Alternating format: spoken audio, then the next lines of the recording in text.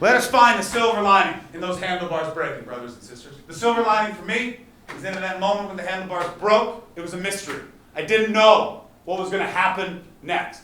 I'm a 37-year-old man. I'm old enough to remember a time before smartphones, a time when information was something you had to seek out. It wasn't at your fingertips. And if you did not look up how something was caused or how something happens, you just didn't know. And it was a fun mystery. You could just encounter, like fog.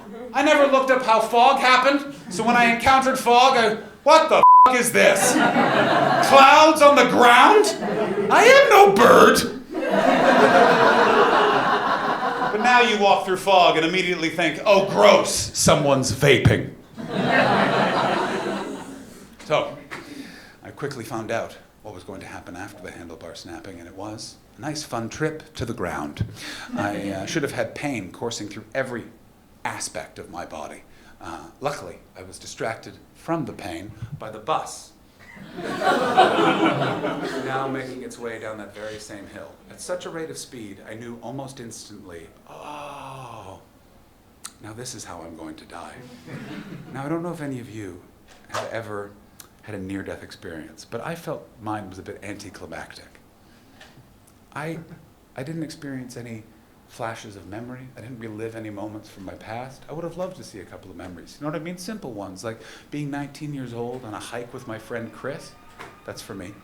I agree, brave.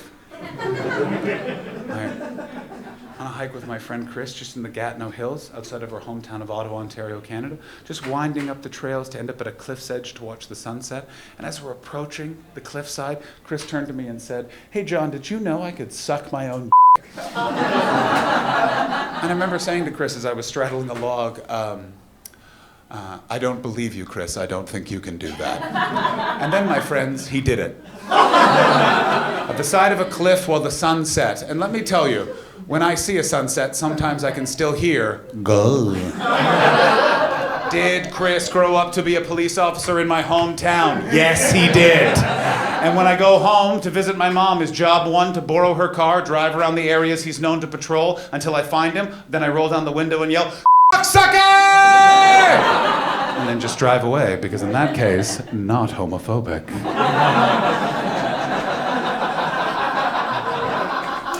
So as I am watching this fucking bus get closer and closer to my body, I just have to be honest with you, I felt like a failure. I felt like I should have known that handlebars could do that. I felt I should have just made sure that I was not in the path of a bus. I don't want my parents to end up at my funeral, and in this moment, it truly felt like that was going to happen. And then a stranger was just walking on the sidewalk, leaned out into the middle of the road and gave the gentlest of waves, just enough to get the bus driver's attention, who slammed on the brakes, and then the bus skidded to a halt, a foot from my prone, vulnerable body.